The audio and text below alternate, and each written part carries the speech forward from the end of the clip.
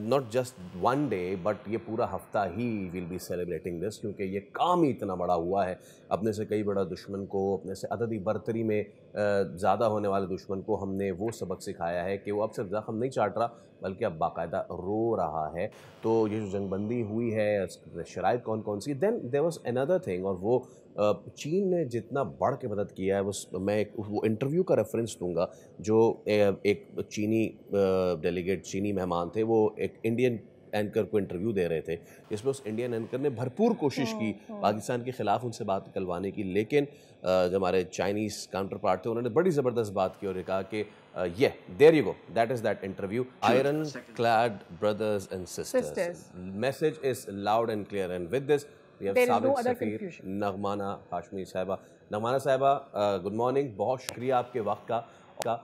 और ये गुफ्तगू आपने भी सुन ली होगी, हमसे ज़्यादा आपका तजुर्बा है to work with China, and also इस मुश्किल की घड़ी में China came in not only with the warfare support बल्कि डिप्लोमेटिक सपोर्ट भी। जी।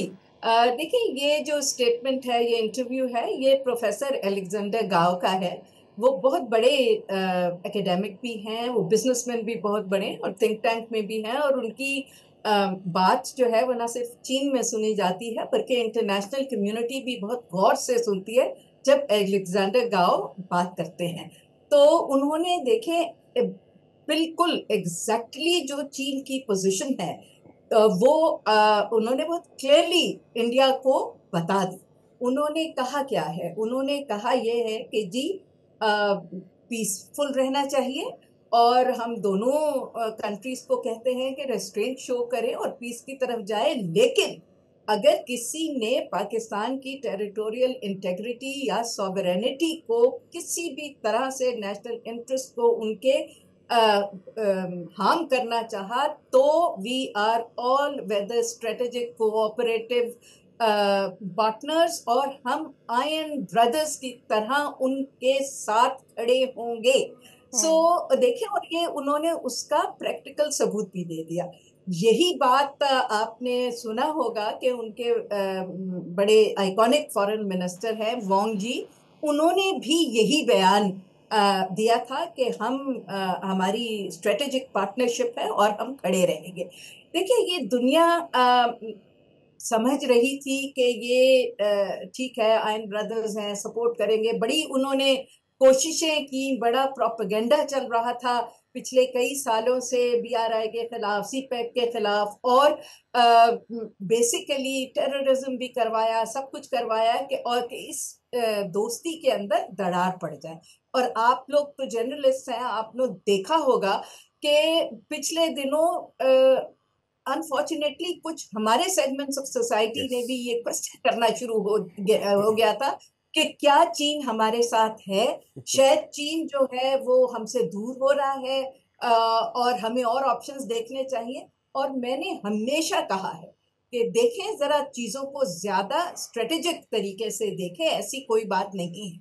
और आज चीन ने वो एब्सोल्युटली शो कर दिया है, और दुनिया को क्लियरली पता चल गया है कि अब पाकिस्तान के जो पहले डिपेंडेंस थी वेस्टर्न टेक्नोलॉजी के ऊपर और वेस्टर्न मिलिट्री प्लेटफॉर्म्स के ऊपर, अब वो तकरीबन खत्म हो चुकी है।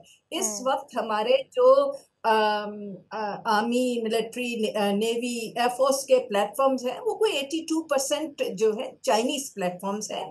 और दुनिया को ये भी पता चल गया है कि Chinese technology, Chinese war doctrine, और जिस तरह हम उसके साथ इन सिंक है, और जैसे हम, बिकॉज देखिए ये चाइनीज टेक्नोलॉजी को JF-17, मैंने तो उसको ड्राइंग जब उसकी हो रही थी उस वक्त भी देखा है, बनते भी देखा है, उसकी पहली फ्लाइट भी देखी है। इसमें हमारी पाकिस्तान के इंजीनियर्स की, एयरफोर्स की, टेक्नीशियंस की बहुत बड़ी कंट्रीब्यूशन है। और लोग कह देते हैं चाइनीज एयरक्राफ्ट, ये एयरक्राफ्ट अब यहाँ कामरा में मैन्युफैक्चर हो रहा है, पाकिस्तान में मैन्युफैक्चर हो रहा है, और हम एक्सपोर्ट भी कर रहे हैं। तो आई थिंक थोड़े से जो जो जो मिस एडवेंचर किया है, मिस जज किया है इंडिया ने, इसने ना सिर्फ अपने आप को एक्सपोज कर दिया है बल्कि पूरी दुनिया जो इनके साथ थी उनको भी ये सोचने पे मजबूर कर दिया है कि शायद हम हमारे जो एजम्पशंस थे चाइना के बारे में, पाकिस्तान के बारे में, वो मिसप्लेस्ड थे। हमें अब बहुत गौर से देखना होगा। अब देखिए वेस्टर्न मीडिया में जो आर्टिकल्स आ रहे हैं, बातें हो रही हैं, वो कह रहे हैं कि ये अब ये एक नई चीज है वॉर, एयर वॉर हिस्ट्री में। जिस किस्म का हमने उनको एंगेज किया, और 70 जहाजों के अगेंस्ट हमारे तो 27 थे, और हमने 150 किलोमीटर दूर से एंगेज करके उनका सत्यानाश मार दिया। कैसे हमने उनके S-400 को तबाह कर दिया, उनके सारे डिफेंस, हर, चाहे नेवी, चाहे एयरफोर्स, चाहे आर्मी। तो हमने इस वक्त जो स्ट्रेटेजिक बैलेंस, खास तौर पे कन्वेंशनल वॉरफेयर में राइटली इंडिया समझता था कि उनके फेवर में है, हमने वो स्ट्रेटेजिक बैलेंस ना सिर्फ रेस्टोर किया है, बल्कि इस वक्त आई थिंक हम उनसे आगे। बिल्कुल बिल्कुल। एंड ऑल्सो चाइनीज़ टेक्नोलॉजी की जिस तरह से आप कह रहे हैं कि हम ना सिर्फ उसको एक्सपोर्ट कर रहे हैं, हम यहाँ पर उसको इंजीनियर कर रहे हैं, सारी चीज़ें हो रही हैं। पाकिस्तान ने तो इस वॉर में उसे मार्केट कर दिया है एक तरह से, एंड उसका कंपैरिजन फ्रांसीसी और रशियन और इसराइली टेक्नोलॉजी से करके उसकी मार्केटिंग कर दी है। इससे ज़्यादा बड़ा विन हो नहीं सकता। एक तो ये कि इसको चाइना में खुद कैसे परसीव किया जा रहा है। ऑल्सो हम इस तरह की अलायंस हमेशा यूरोपियन कंट्रीज़ में देखते हैं, जिस तरह की अब हम पाकिस्तान और चाइना में ये अलायंस देख रहे हैं। इस खित्ते में इस तरह की अलायंस हमने इससे पहले देखी नहीं है, तो इसको भी किस तरह से परसीव किया जा रहा है, इस पर भी अपना एनालिसिस दीजिएगा। देखिए जी, आप अगर बुरा ना माने तो मैं एक तो आपकी जरा करेक्शन कर दूं जी श्योर। कि चाइना और पाकिस्तान का कोई अलायंस नहीं, सही। चाइना का किसी मुल्क के साथ अलायंस नहीं है। राइट। चाइना वर्ड अलायंस से एलर्जिक है, वो पार्टनरशिप्स करता है। तो ये एक स्ट्रेटेजिक पार्टनरशिप है। और जैसे मैंने पहले अर्ज की कि लोग इसको वीकन करने की कोशिश कर रहे थे, इसमें मिसपरसेप्शंस डालने की कोशिश कर रहे थे, लेकिन वो परसेप्शंस सारे गलत निकले हैं। और इस वक्त वो चीन और पाकिस्तान ऐसे इकट्ठा खड़े हुए हैं कि लोग परेशान हो गए हैं कि हमारी हर किस्म की स्ट्रैटेजी फेल हो गई है इस वक्त। और जहां तक JF-17 का सवाल है, तो JF-17 तो पहले ही हम मार्केट कर रहे हैं। अफ्रीकन कंट्रीज ने भी खरीदी है, साउथ एशियन कंट्रीज में और बड़े मुल्कों ने देख रहे हैं इसको और खरीद रहे हैं।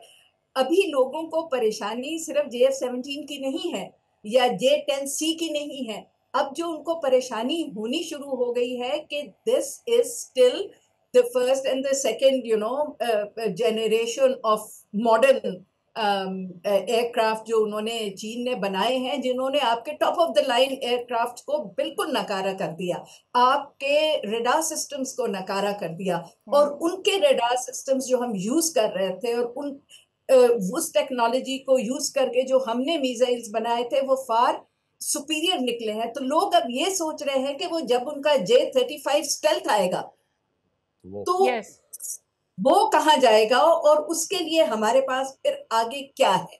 तो आई थिंक ये बहुत बड़ा एक इवेंट हुआ है जिसकी रेपरकशंस अभी आहिस्ता आहिस्ता दुनिया पे आया होती जा रही है। और हमारे खित्ते में तो इसका देखें बहुत गहरा असर है।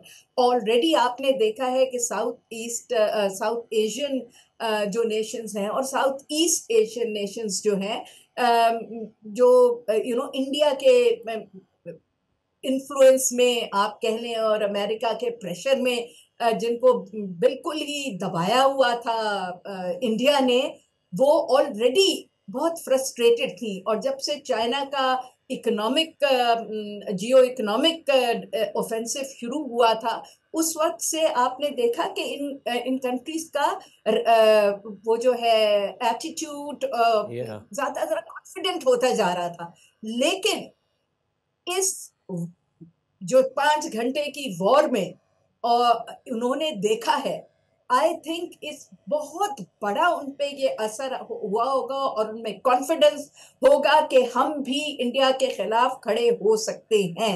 And the more reliable partner, the more moral partner, the more technologically advanced partner, the more Sen partner here is perhaps Pakistan.